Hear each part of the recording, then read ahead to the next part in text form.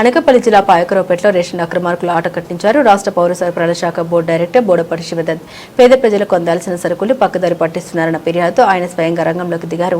పాయకరావుపేట పట్టణంలోని 3వ number ration డిపోలో కొంతకాలంగా అక్రమాలు జరుగుతున్నాయని స్థానికులు ఆరోపిస్తున్నారు.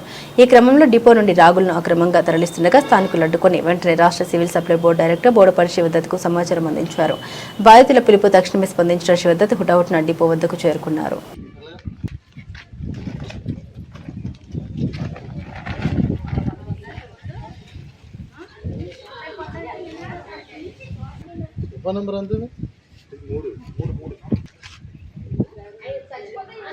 బోడపాటి రాష్ట్ర పౌర సరఫరాల శాఖ కార్పొరేషన్ డైరెక్టర్. ఈరోజు పాయకరావుపేట నియోజకవర్గం మరి డిపో నెంబర్ 3 ఈ లింగాల కాలనీలో ఉన్నటువంటి డిపో నెంబర్ 3 దగ్గర జరుగుతున్న అవకతవకల గురించి ప్రజల నుంచి వచ్చిన కంప్లైంట్ మేరకు నేను వెంటనే స్పందించి ఇక్కడ రావడం జరిగింది.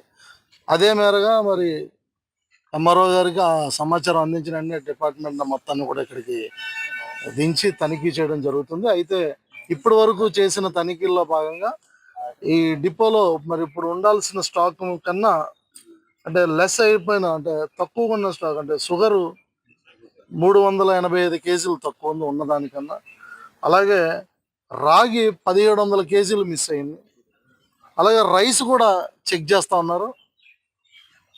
కూటమి ప్రభుత్వంలో మరి ముఖ్యమంత్రి వర్యులు చంద్రబాబు నాయుడు గారు, మరి ఉప ముఖ్యమంత్రులు పవన్ కళ్యాణ్ గారు, అలాగే పౌర సరఫరాల శాఖ మంత్రివర్యులు శ్రీ నాదెండ్ల మనోహర్ గారు వీరి ఆధ్వర్యంలో మన రాష్ట్రం అప్పుల్లో ఉన్నప్పటికీ కూడా ప్రజలు ఇబ్బంది పడకూడదని చెప్పి నిత్యావసర సరుకుల్ని నిరంతరం కూడా ఈ యొక్క పౌర సరఫరాలు శాఖ నుంచి ఈ యొక్క రేషన్ డిపోలకి అందించడం జరుగుతుంది. ఈ రేషన్ డిపోల నుంచి ప్రజలకి చేరవేయడంలో చాలా వరకు విఫలమవుతున్నారు.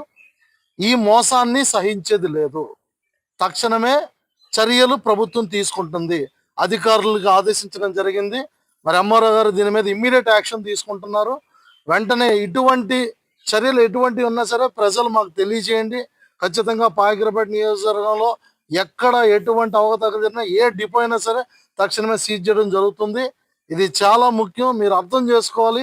రాష్ట్రం అప్పుల పాలు ఉన్నప్పటికీ కూడా అనేక విధాల ఒత్తిడి ఉన్నప్పటికీ కూడా ప్రజలు సామాన్య ప్రజలు ఇబ్బంది పడకూడదని ఈ చౌక ధరల దుకాణాల్లో మరి సరుకులన్నీ కూడా ప్రభుత్వం పంపిస్తుంటే మరి ప్రజలకు చేరవేయడంలో వీళ్ళు విఫలం అవడం నిజంగా చాలా బాధాకరం. ఎందుకనంటే గత 5 సంవత్సరాలు గత ప్రభుత్వంలో ఈ చౌక ధరల దుకాణాలు మూసివేయబడ్డాయి.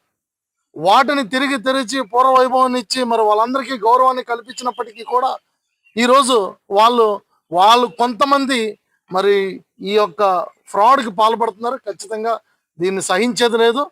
ప్రభుత్వం ఎట్టి పరిస్థితుల్లో కూడా ఏదైతే మోసం జరుగుతుందో ఈ చౌక ధరల దుకాణాల నుంచి లబ్ధిదారులకి సరిగ్గా ఏ విధమైన సరుకులు అందకపోయినా ఎవరు ఎటువంటి కంప్లైంట్ ఇచ్చినా ఇమ్మీడియట్గా యాక్షన్ తీసుకోవడం జరుగుతుంది. మరోసారి హెచ్చరిక జారీ చేస్తున్నాం.